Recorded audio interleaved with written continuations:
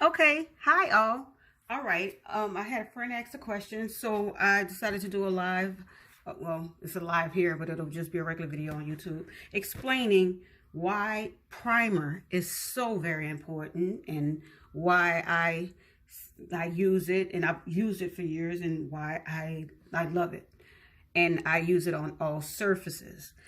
The reason why primer is, you got to understand the importance of what primer is. Primer sets that stage of any surface.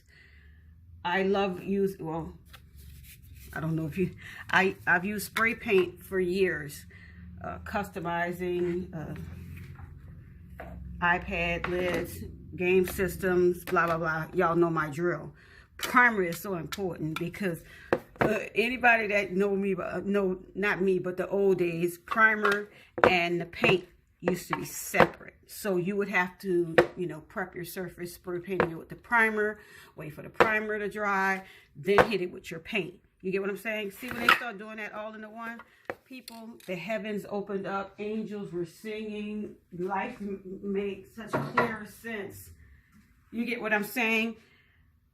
Primer and paint, when it's in one, you know how you have to usually, when it's just a regular paint, you got to hit that surface a few times. One coat, two coat, three coat. Primer and that paint, one coat. Just walk, you're good. You're just good. You're good. You can start customizing. You're good. You can just say you don't even want to customize it. Say your surface lid just started to look dingy, or you want to just change the color. Get that primer and that paint, hit it. Perfect coverage, perfect set. It's just beautiful. And because it's also in this form, see, this is aerosol, and it also has, let's be honest, compounds in it that's chemical, where there's strong smell, you know what I'm saying? And you also learn what things are compatible with the adhesives that you use, that I've learned further down the line over the years. And you learn that because I went from just blinging hard surfaces, like I said, laptops, game systems, computers, to shoes, clothes, stuff like that. And please know, the same things that you use on here, I learned you can't use it on other things. And if you do, there's a problem with that, because y'all know E6000 loves eating up this. But guess what? E6000, to say that, don't get me wrong, a lot of people will go, yeah, but E6000 is a chemical adhesive. Yeah, but it actually best friends with a lot of water-based paints. That's fun and weird and good, right? So when you have a primer that's in the paint form, this is such a win-win. It's insane, because again, instead of with regular paint, how you have to do a bunch of coats, you know what I'm saying? Y'all know, even if you got to go one, two, or three coats, that's still a lot. When you have primer, number one, that sets it, where majority of the time, all I use is my primer. I do that one coat, whether it's on this, whether it's on these, whether it's on these, and yes, that is paint. All this is actually is, I painted these shoes, and then I did a GG mix of glitter and glue. That's it. And you see how beautiful that still looks. And I did this a few years ago. Why it still looks good? Because you got to start learning about prep, and why prepping a surface matters into the extended wear, and how long they hold up, and how long they still look good. You understand? Everything could look good today, but I tested, and I did a lot of tests, y'all. That's why I said a lot of people, don't get me wrong, they hit the ground running. They started, as soon as they start customize their first tumbler, whatever, they start selling them, shipping them out, and there's nothing wrong with that. My first year, I actually took my first year of just learning different paints, learning the different adhesives, learning the different surfaces, and how things compatible and how they're not compatible, what works, what doesn't work. I would also read complaints in different groups, as well as on Etsy sales and everything, about when the people would explain why hey, I had them, you know, I didn't wear them till then. My daughter just wore them one time, the bling was falling off. I wanted to know why these people had complaints, because all complaints don't mean these people are being wrong or being mean. They are explaining the issue they have, and my thing was nobody was trying to resolve it.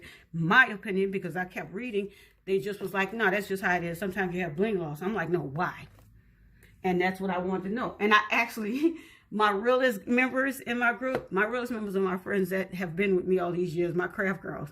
Y'all remember in the beginning when I would literally, y'all, I would put bling on shoes and I would go walking in the park for about an hour or two just to see, because I would put like using different consistencies of glue. Meaning I do like people would do with the syringe and use like a thin little line and then just place the stones. On some I would use a thicker, and I would walk and I would wear these shoes often, and I would learn which ones popped off, the impact of when you hit when you walking, and how this part of your foot, if you're flat-footed, expands. Why this part, people were saying how the bling falls off, which it doesn't if you prep your surface. I learned. Do you get what I'm saying? And no, I know a lot of people were like, we all didn't have that time, but I did. I've always been one of those people that had questions. Well, why? You know, so, and a lot of people weren't able to answer my questions. So eventually you answer your own questions. Again, prepping that surface matters. Full coverage of rhinestones. And these are small ones, and I did these by hand. But the point is, I've worn these shoes numerous times. It's not cocky when you don't even look at the shoes no more to see if any bling falls off. You know no bling fell off because you know what you did to establish that surface, how you put them stones on there, and you know, yeah, I throw my shoes, I have no problem. I take them off, I throw them on the floor, I put them wherever I want. It's not that I don't care. I'm just confident because I know what everything I done to get to where I am now. You know what I'm saying? So there we go. So here we go. Now let's go back to surfaces and paint primer. So you go, why do you have the black and the white? Let me explain why. Simply because when you're starting out with a white paint, you are at a wonderful opening. Why? Because you can use a color and you can take as much time as you want to gradually go from light to dark, right? Do you know how hard it is to go from dark to light? So once you establish that, it's so simple. So for my things that I want to do where I do want to add color, and yes, I do add like a drop or two of regular paint. There's nothing wrong with that because that goes back to what I was saying about why spray paint primer with the paint inside is used. You get what I'm saying? This is my main thing. I'm just adding color. But the point is, so all my colors that I want that are lighter, even middle ground. Yeah. But my darker, more colors, maybe it's a dark gray, a dark purple, you know, rich colors. When you start being able to mix your paints where you realize the base color you're starting out with is either going to be white or it's black to get whatever color. I don't care if it's hunter green. You know the colors that you mix to make hunter green. You don't just have to buy the hunter green paint. You can actually mix the colors to make your own hunter green. You can mix your paints. And I would just like to say I love Lulu, because Lulu, one of my realist members and my friend, is the one who taught me about the color charts and learning to mix the paints to get the specific colors. Because I used to be like losing my mind. I didn't went to Michael's. They just sold out the color. How am I going to get this color? Looking all online. And here go Lulu. T, do you have these other colors? Well, yeah. Girl, mix them paints and make that color. I'm like, what? You are speaking Greek to me. I'm being dead on. Like I said, everything that I've established and learned in the test that I've taken, it's also been awesome people that have taught me a lot of stuff. Apparel customizing, Joe taught me that. Learning what paints work, Lulu and Carla taught me that. Learning how to make jewelry. Do you understand? I respect that it took a village. It took a village of awesome, patient friends that taught me everything I know, because each one of these friends knew how to do something different. Were we all in the group like, oh, hey, do you do what I do? Oh, then you don't do what I do, then you're wrong. No, we all are a bunch of people that all have our own different ways of prepping and customizing. And instead of us going, that's not what I heard how you're supposed to do it, or that's not how I do it, I don't want to learn, We all learn from each other. So we all think about how cool, not bragging about my friends and that group, but just picture a bunch of individuals. One person only knowing how to customize laptops. One person only doing jewelry. One person was only doing tumblers. Y'all get where I'm going. And then eventually we learn from each other. Now we all know how to customize tumblers, tablets, shoes, everything. Do you get how awesome that is when you start off only knowing not how to do nothing, or only knowing how to do one thing, and now each one of us know how to do so much. It's incredible, and I'm humbled and I'm thankful, and all of us celebrate it. And we all started that group saying we all only know how to do one thing, or we don't know how to do anything. And now we we know how to do so much, because that's what I love. I love where you're still willing to learn, you're still willing to help, you're still willing to teach, you're still willing to listen. You get what I'm saying? Instead of just saying, no, that's dumb, that's not how, you're supposed to do it, or that's not how someone else told me how to do it. At least give the person the benefit of the doubt, and then, try it, or at least say, that's not how I do it, but that's cool that you found another way of doing it. Stay positive, people. In a world of so much negative, I don't care if the last thing I grab for is positive. That's what I'm doing. And I'm going to show you other surfaces as well, because like I said, I use those two primers on everything. And I like to give more examples. So say you was like, I never even thought about doing it. Let's go.